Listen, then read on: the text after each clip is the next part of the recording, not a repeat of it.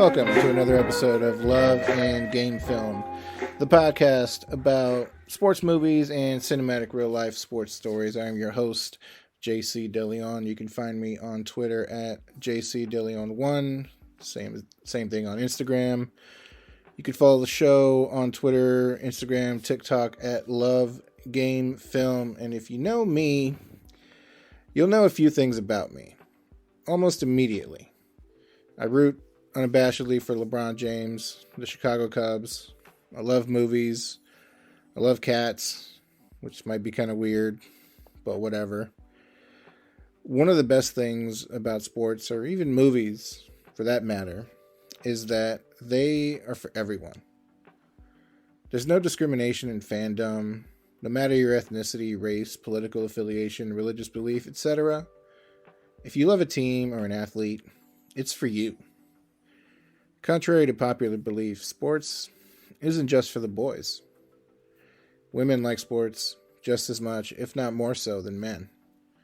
In my family in particular, it's my mom who's the big sports addict, and my dad likes the Dallas Cowboys, he likes the San Antonio Spurs, but for the most part, his sports fandom is a little more subdued than that of my mom. And sometimes women fans aren't treated all that great. And other times, the support can be misguided. Just take a look at the NFL and how much they say they support women. But when you look at how they discipline their athletes when it comes to their infractions, betting on sports is a lot more serious than beating on your girlfriend. Just take a look at the Calvin Ridley suspension. And we'll talk a little bit more about sports gambling and that story with Calvin Ridley as it comes to light later on in a few weeks. But today, as of this recording, which I'm recording on International Women's Day, but for the month of March in 2022, it's also Women's History Month. And in that vein, I'd like to share a couple of stories with you that bring about one of the biggest issues that not only women athletes face, but women all over the world continue to face, and that's the wage gap. And there's some good and there's some bad of late. And why would we highlight the bad, you might ask? Well, as important as it is to help out women's sports by showcasing the things that are worthy of cinematic intrigue one day, it's just as important to point out the injustices that women athletes face even today. The gap in salaries, facility amenities, endorsement opportunities. There are so many ways in which women aren't treated nearly as well as their male counterparts, and yet they persist. They continue to play the games that they love, sometimes overseas because the pay is better. Overseas, they're separated from friends and loved ones, sometimes in war-torn countries. And why do they do this? It's because they love the game. Whether it's basketball or soccer or volleyball. And as fans, we should love them right back. In February of this year, women's U.S. national soccer team reached a settlement with the U.S. Soccer Federation that will guarantee equal pay with the men's teams, as well as offer players millions in back pay, ending a 6-year gender discrimination case that resonated through American sports. The difference in pay between the U.S. men's national team and the U.S. women's national team was appalling for so long, especially given the fact that the U.S. women's team performs at a much higher level than the men's team. The difference in World Cup performance is astounding. From 2002 to 2015, the U.S. women's team won 81% of their matches versus 41% for the men. And the women have appeared in 50% of the finals. Now, there are some that might argue that if you were to look at the overall amount of money that women have been paid, the women's national team has been paid versus the men, you might find some people pointing out the fact that the women's team actually made a little bit more than the men, and that's only because of the unfair bonus structure that the men's national team had laid upon their feet. When the men's team wins versus top-tier opponents, they get a bonus of $17.6 thousand. If they tie, they get $8.1.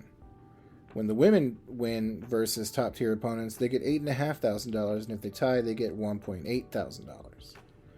Versus mid-tier, the men's bonus drops to $12,500. In a win, $6.3 in a tie. 6.5 in a win for the men, 1.3 for a tie. Versus bottom tier opponents, that drops to 9.4, 6.3 in a tie. The women in a win versus a bottom tier opponent get $5.3 thousand, and in a tie they get nothing. World Cup qualifiers. In World Cup qualifiers for a win, the men get $18,000, $10,000 in a tie. The women in a World Cup qualifier get $3,000 in a tie. They get $500. Now, earlier I said in World Cup qualifiers, the women won 81% of their matches versus the men only winning 41%. And in that scale, yeah, the women might have been paid a little more. But that's only because they had to vastly, to an embarrassing degree, perform much better than the men's national team. Megan Rapinoe, leader of the U.S. women's national team, had this to say.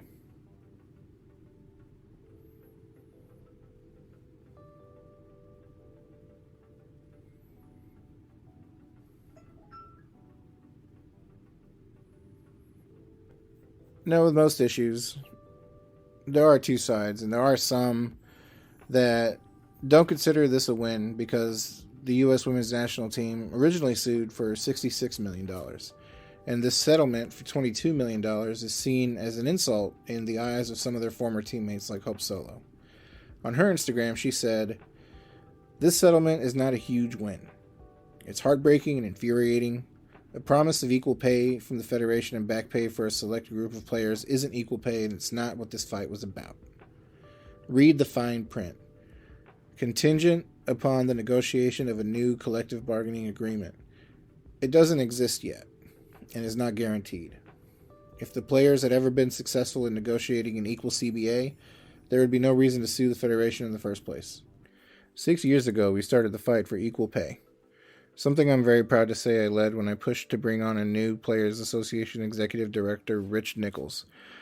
Someone I knew would truly fight for us and give us the tools to challenge a federation that marginalized us for decades. His strategy to file the EEOC complaint was the boldest action any team had ever taken. It wasn't an easy task of anyone, and at the time, the decision went against the wishes of other players on this team, now being called the leaders of the fight. Throughout the entire process, Megan Rapinoe and Alex Morgan were the two most agreeable with the Federation, and to this day continue to accept terms that are nowhere near what we set out to do. They both know that this is not a win.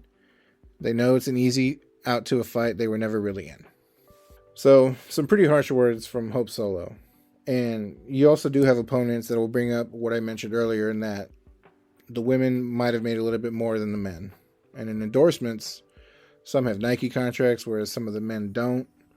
But that doesn't shine a light on the real issue, in that the simple job of playing soccer for your country, the base salary should be the same.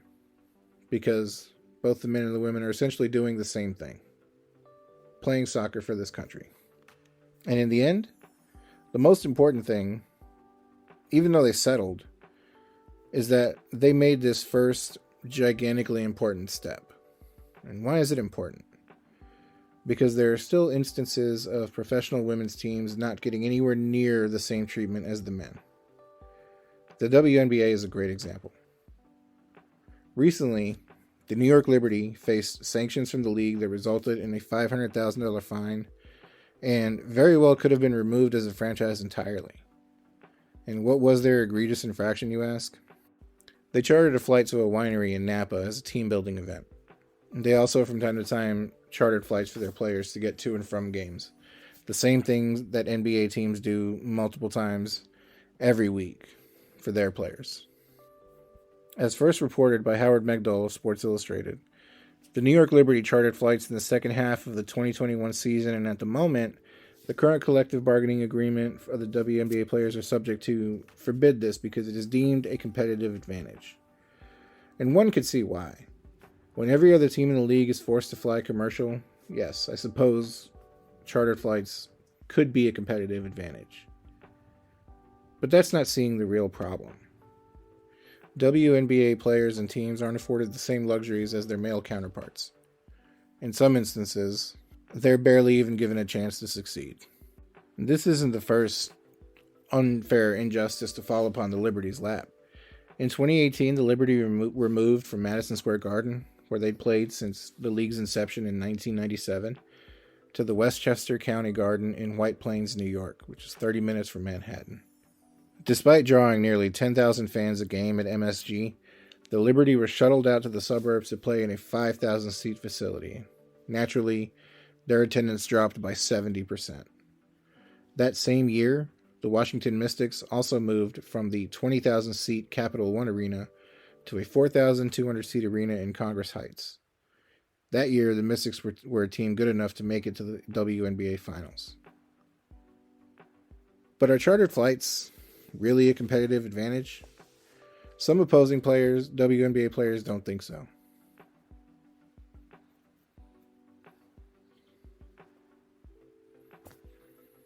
Gabrielle Union even voiced her displeasure on an Instagram post. This sounds ass backwards and an open desire by some owners to make sure that women athletes don't have the same advantage as male pro athletes. A damn shame. 3 years of private flights for the entire league and there's an issue? Make it make sense. She's referring to a proposition made by the New York Liberty owners Joe and Clara Tsai, in which they made a proposal that would guarantee free chartered flights for every WNBA team, and this was turned away by a WNBA owner vote. And travel has long been an issue with the WNBA. Despite their rising popularity and ratings, the money just doesn't seem to be there apparently. And it's led to some really disheartening stories. The Las Vegas Aces had to forfeit a game that had major playoff implications in 2018 because of disastrous weather and canceled flights. I know that no one can control the weather, but they can't control when an airline overbooks a flight either. What is normally a 4.5-hour flight from Las Vegas to Washington, D.C. became a more than 26-hour road trip by bus. This was documented on a lot of players' Instagrams and social media at the time. This drew huge displeasure from WNBA fans. In the end, they showed up to the Mystics Arena just a couple of hours before tip-off, and they decided that they were too tired and too frustrated, and it wasn't in their best interest and safety for the team to play, and so they forfeited the game because they had shown up but refused to play. And there are a lot more stories that highlight the wage gap between, like I said, not only athletes, women athletes, but women all over the country. And there's no reason they shouldn't make equal pay as men. And at this point in the podcast, if you're against equal pay for women, and I don't know why you're still listening if you are, and you can go back to my episode 0 and some of the things that I believe in. And politically, if you're not aligned with something like this, or my opinion of Colin Kaepernick, which you would also know if you know me pretty well, if you're against these things, I don't know why you'd still be listening, because let's face it, if you lean that way, this podcast is not going to be for you. But if you are against this thing and you are listening to this podcast, and you may be wondering what the big deal is, what's the harm? After all, women have gone all this time without equal pay, and while things might be getting better, why the urgency now? Well, besides there being no time like the present, you have situations related to, of all things, the Russia-Ukraine war. WNBA players have a short season. It's usually towards the tail end of the NBA season. I believe it's 3 or 4 months long versus the 9-month season that the NBA is. And so, because the WNBA season isn't as long, oftentimes WNBA players play overseas. Not only because they can get more playing time in doing the thing that they love, but they can also get more lucrative contracts than they can get in the U.S. Some would call this supplementing their income. But I have news for you folks. WNBA players, their end goal is not to play in the WNBA. Their end goal is to get paid doing what they love and to play on the most prestigious stages in the world, which unfortunately for women basketball players is not the WNBA. It's the Olympics. That's what women basketball players care about. They care about the Olympics, and they care about the teams that they play for in the quote-unquote off-season. They don't supplement their WNBA income by playing overseas. The WNBA is their side gig. They simply get paid more to play overseas. And that's not right. If you don't know who Brittney Griner is, let me tell you. Brittney Griner, she's one of the greatest WNBA players of all time. While she wasn't the first to dunk in a game, she's the first to have had the ability to do it regularly in games and in traffic. At 6'9", she's also a defensive powerhouse. This week, WNBA fans and subsequently the nation were horrified to find out that Brittney has been held captive in Russia after being arrested for being in possession of a small amount of hashish oil for a vape pen. Support campaigns from fellow WNBA players, celebrities, and fans have begun, starting with the hashtag Free Brittney. As of this recording, there's been very little information about the kind of treatment that she's been receiving while she's been detained in Russia. The penalty for her alleged crime could be 10 years. And while it doesn't seem likely that she'll ever see that kind of time, there doesn't seem to be any certainty about her release either. And it didn't have to come to this. She shouldn't have been forced to have to play in a country like Russia. Now granted, there's a lot of other countries she could have played for. Kelsey Plum, one of the best NBA players in the year, 6th person of the year last year, plays in Germany. Katie Lou Samuelson of the Seattle Storm, one of the better up-and-coming players, plays in Spain with her sister. A number of WNBA players have to play overseas. They're not all like Candace Parker, who has a really sweet gig over at TBS and inside the NBA. We have to do better. As fans, we have to do better, and we have to demand of ownership of the leagues that people stand up for women. And that they not only get paid equally, they get treated equally. And in that vein, we'd like to throw our support to Brittney Griner and hope that she returns home safely. Hashtag Free Brittney. We'll take a quick break and come back with our guest shortly. Thank you. And welcome back from the break. This episode is coming a little later than I had hoped. At the start of the announcement of this podcast, it was going to be built around the launch of Winning Time and covering every episode of that season. And then I live in Austin, Texas. South by Southwest happened. If you're unfamiliar with South by Southwest, it's a citywide event that encompasses a tech festival, a music festival, and a film festival. On the side, I do some ride sharing. Make a pretty good amount of money doing that during South by, in addition to seeing a lot of really great films. And so it kicked my ass pretty good this week, and I didn't get to to record an episode or schedule a guest for episode 2 of Winning Time and episode 2 of this podcast. But fear not, because I did at the very least get to see one fantastic sports documentary at South by Southwest. And I'm going to tell you about it. And then I'm going to tell you about episode 2 of Winning Time. And hopefully after that, we can get back on a regular schedule with episode 3 of Winning Time. And hopefully with some great guests that I have scheduled down the pipeline. Skate Dreams. Skate Dreams is a documentary that immediately piqued my interest when I was going through the hundreds of films that were playing South by Southwest. Immediately, the title piqued my interest of Skate Dreams. Probably a sports documentary. South by Southwest always has some really fantastic sports documentaries. I've seen, in my time at South by Southwest, a football documentary called Undefeated that went on to win the Academy Award for Best Documentary that following year. I've seen a documentary on Serge Ibaka. I've seen a really great documentary on basketball players from Africa who are trying to make their way to the American game. South by Southwest is a really great launching pad for some fantastic sports documentaries, and Skate Dreams is no different.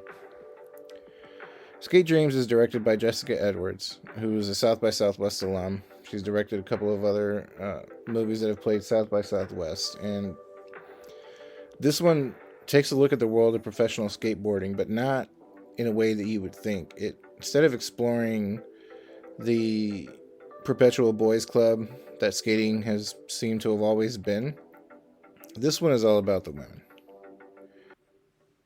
It stars as some of its subjects professional skateboarders Mimi Knoop, Carabeth Burnside, Nicole House, Nora Vasconcelos. Those are some of the anchoring subjects. There's also a really great character who runs a skating academy in Cambodia called Skatistan, and she is a character that you'll immediately fall in love with and you'll want to see more of, because her enthusiasm for not just skateboarding but for finding a community of fellow women skateboarders, it it's the kind of thing that this podcast is all about. It's the kind of thing that kind of unbridled enthusiasm is just what you love to see out of sports documentaries and people who just love sports. And that's basically what this documentary is. It follows their stories, it talks about their beginnings, some of the difficulties they've faced. It also encompasses the inclusion of professional skateboarding as part of the 2020 Olympics in Tokyo, which is the first time that ever happened. And, as unfortunate as COVID may be, it did provide an interesting storyline, particularly with Nicole House and her chase for Olympic glory, and whether she makes it or not, that's part of the documentary. And in addition to the Olympics, it just kind of follows how this sport as a community has not only struggled to maintain relevance in the perpetual boys club that is skateboarding, like I said earlier. It covers things like equal pay, which the first half of this episode of the podcast talked about, the way in which they've gained inclusion into events like the X Games, what kind of impact COVID had on delaying the Olympics. If you're looking for a documentary about not just skateboarding, if you love skateboarding, whether you're a man or a woman, if you love skateboarding, this should reconnect you with that feeling. I'm a 40-year-old guy who very slowly and perhaps foolishly, as a midlife crisis because I can't afford a Ferrari, very foolishly is trying to learn how to skateboard. There's a group that I meet up with occasionally on Sundays. We just skate around. It's all very supportive. And that's one thing you'll get away from this documentary, is that the skateboarding community as a whole is just extremely supportive of each other. People want to see people land great tricks because it's cool. People want to see you learn how to skateboard. People want to see you do stuff for the first time, like take a downhill skate. And this documentary just kind of proves like how successful other skateboarders want you to be and how successful you should want other skateboarders to be. There's really cool moments in this documentary, like one of the girls gets her own Adidas shoe, another one gets signed by Nike.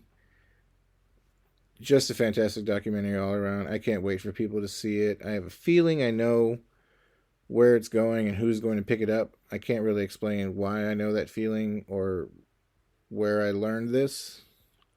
Even though I'm not a journalist, I could totally say it.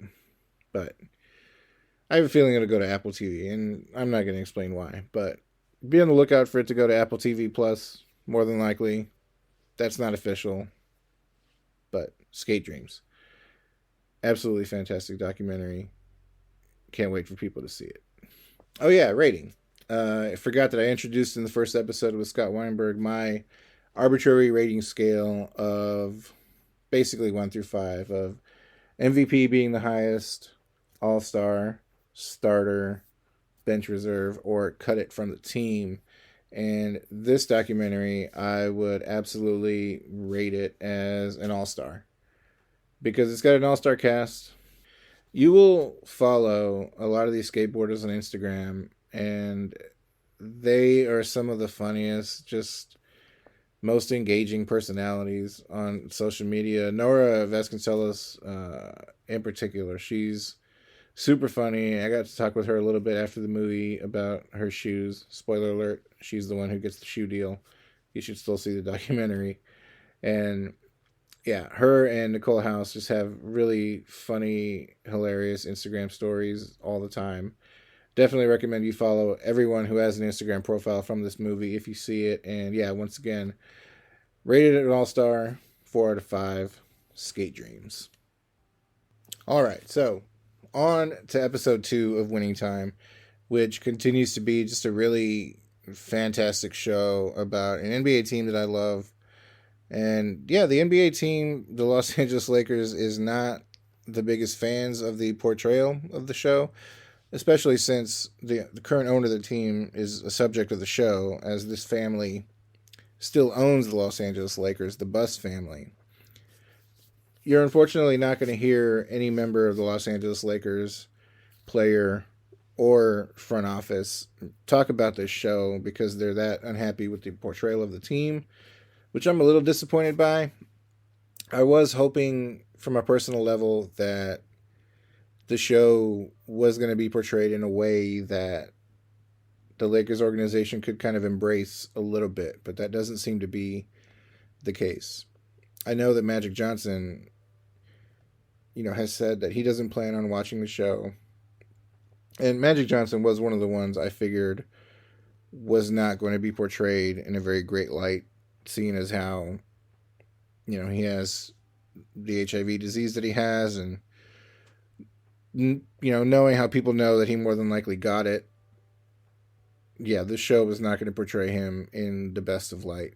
But one of the things that is surprising, and I talked about this last week with Scott Weinberg, is I think people are going to be surprised at the portrayal of Jerry West by Jason Clarke, who in that first episode turned in a fantastic performance. It was really funny. It was super dramatic. And man, was it misogynist and homophobic and also not portraying Jerry West in a very great light. But from what little I know about Jerry West, although it seemed like an exaggeration, it seemed like it was fairly truthful. And I predicted that people were going to be upset about it, and that has absolutely been the case. Jerry West himself hasn't commented on his portrayal of the show, but other people have on his behalf.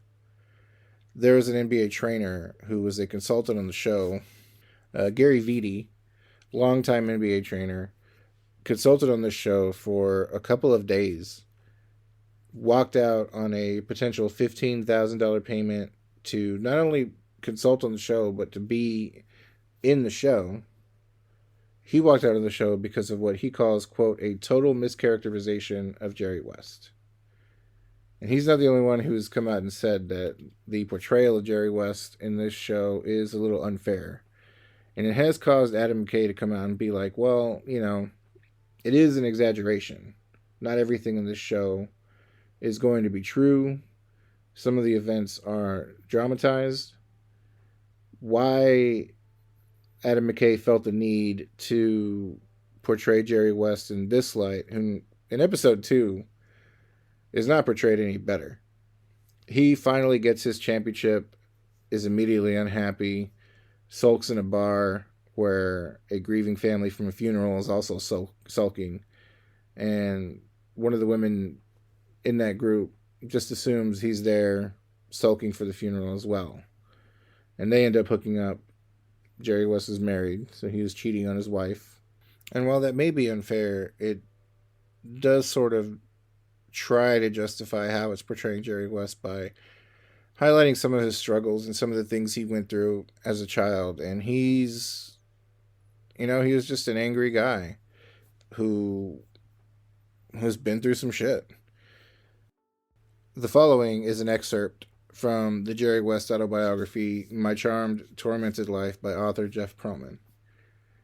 He was raised in West Virginia by an abusive father, Howard West, who caused him to feel tormented. His older brother, David, was killed in the Korean War when Jerry was 12, compounding his depression. As a young teen, he slept with a shotgun under his bed and was always prepared to use it on his dad in anticipation of another beating. Quote, I would go to sleep feeling like I didn't even want to live. I've been so low sometimes, and whenever everyone else would be so high because I didn't like myself.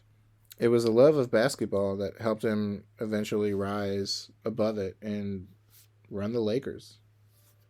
From that same book, in an effort to hide, if not heal, a lifetime of scars, West threw himself into the job. Losses destroyed him. Wins destroyed him. A sloppy moment, a poor coaching decision, a bad pass. When the team sealed the championship against Boston, West smiled for approximately 4.1 seconds, and then he thought about all the things that went wrong. Jerry West played in an era in which you were encouraged to be the tough guy. He'd be a much different player in today's era now that we're beginning to embrace things like mental health and explore the possibilities of how that sort of thing can impact not only you as an athlete, but you as a person. And yeah, this portrayal of Jerry West might be a little bit unfair, but I do understand that there has to be a dramatization to some aspects of this story. And I feel like Adam McKay is attacking it with a sense of delicacy. It may not seem like that because Jerry West is being portrayed really awfully here. But given that some aspects of this are going to be dramatized, I don't know. I don't have an issue with it. Plus, it's a really great performance by Jason Clarke. And so I don't think you can really fault the performance. We're also introduced in this episode to David Stern. Now, if ever there was a character who could be portrayed as this surly, mean, foul-mouthed bastard, it should be David Stern. Because while I'm not super familiar with every character from this era, I am pretty familiar with David Stern and how cutthroat he could be and how vicious a man he can be. Because I've read many a story about this. And instead, he's portrayed extremely subdued as he's walking Jerry Buss through the NBA owners' meetings. And maybe he was this laid back in the 80s. But from everything I know about David Stern, this portrayal is not super accurate. The guy also doesn't even really look like him. Now, it may just end up being that David Stern is not as important a character to the Showtime Laker era as you might think. But I was hoping for a different portrayal out of David Stern here. Now, as far as accuracy goes, one portrayal that we're introduced to in this episode is that of Red Auerbach by Michael Chiklis. Now, Michael Chiklis grew up in the Northeast area, so he grew up a Celtics fan. And so I have no doubt that he was very knowledgeable about Red Auerbach and the Celtics and what would go on into a portrayal like this. And just like Jerry West and what I was hoping David Stern would be, a lot of characters from this era dealt with a lot of anger. A lot of characters from this era dealt with having to deal with out machismoing every other dude in the room. Every other dude in this era is just an angry dude who can't stop cursing, and Michael Chiklis plays Red Auerbach perfectly. You think he might be a nice guy. He's just as vicious as Jerry West. He seems to have a little bit better of a handle on winning, whereas Jerry West sort of wants to be miserable all the time, regardless of what's happening, win or lose. Now, Red Auerbach in this episode is introduced at the same time another interesting wrinkle to just the story of basketball is introduced, and that's the racial element. You have one owner talking to Brett Auerbach about how some of the fans are turned off to this street ball and not liking seeing all the thugs out there. And Red Auerbach saying not to worry because Larry Bird is on the way. And Larry Bird is going to be the nice, wholesome image that NBA fans will love. And that might have been true of the 80s. People might have been tired of seeing black players succeed, or they might have been confused as to why they were seeing black players succeed. Whatever. Jerry Buss was the visionary that understood basketball could be a more exciting, more fluid sport, and it didn't matter what color you were. If you knew how to play basketball and knew how to make it exciting, you were valuable to this league. And Larry Bird was an exciting player. Larry Bird could do some amazing things, but so could Magic Johnson. And this goes back to why I was hoping that David Stern was going to be portrayed a little bit differently, because David Stern was also the chief engineer of wanting to fight the stereotypes that people had of black players in the NBA. Even as far as in the mid-90s, when David Stern introduced a dress code that literally included the words, no hip-hop gear, no jerseys, no jeans. The dress code was business casual, and there'd never been a dress code in the NBA before, and it was specifically to address players like Allen Iverson. It was bullshit. And David Stern was a part of that. And I was hoping to see some of that with David Stern. He's dead now. Fuck him. He doesn't get to defend himself the way Jerry West is trying to defend himself, or the way people are trying to defend Jerry West on his behalf of the show. David Stern's gone. Also in this episode, we begin to see the transformation of Magic Johnson into the guy who's really embracing the superstar that he ends up becoming. It addresses his infidelity. He's very aggressively courting his then future and still current wife, Cookie. Courting her in a way that seems very genuine. He seems to really love her. But he also does cheat on her. And this is only the beginning of it. This season, it's episode 2 of, I'm assuming, 10. And as the show will continue to go on, I'm sure that portrayal will get a little worse. But I do think it's interesting seeing Cookie's side of it.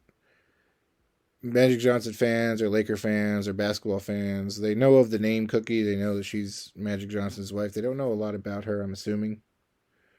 And so I think it's interesting to see her portrayed in the show. And one of the things I'm grateful for in this show, and talked a little bit about it in episode 1, Jerry Buss was a visionary. He definitely saw the future, and he only wanted the best out of people. And he was also a very successful man in the 80s. He liked to have fun. And I don't know if the Me Too era would have ultimately been very friendly to Jerry Buss. But one thing that you'll always hear from people is that, yeah, he loved women. But he loved women. Like, he saw the value in them. He gave them a chance to succeed in places where men wouldn't give women chances to succeed. And I'm really happy to see that in this episode, we begin to see his daughter, Jeannie Buss, who is the current owner of the Lakers, begin to come into her own with her own ideas, and her getting supported not only by her father, but by the staff. And that's really great to see. And that'll about cover it for this episode of Love and Game Film. I plan on having guests later on this season. I've spoken to guys like Trevor Lane over at Laker Nation SB. I've spoken to Harrison Fagan of Silver Screen and Roll. Plan to have other really amazing guests come on throughout the first season of Winning Time. I think it'll be a great season. I think it'll be a great show. I think it's something fun to talk about. If you're a Laker fan and this season of the Lakers is not going as well as you'd hoped, I feel like you at least have the quality and the entertainment level of this show to lean on. And with that being said, you can follow me on Instagram at JCDeLeon1 if you want to follow me personally. That's on Twitter, Instagram, TikTok at JCDeLeon1. If you want to follow the show on Twitter, Instagram, or TikTok, it is at Love Game Film. If you want to email the show, for whatever reason, it is loveandgamefilm@gmail.com. Thank you guys very much for listening. If you've been listening, if you enjoy the show, if you love sports, if you love sports movies, tell a friend. I'd love to see this thing grow. I think it's a really great idea for a sports podcast. And hopefully, as I grow, I can get better and better guests. And my hope is to talk to real-life athletes about some of their real-life cinematic stories. And with your help, I can do that. Thanks again for listening, and we are out.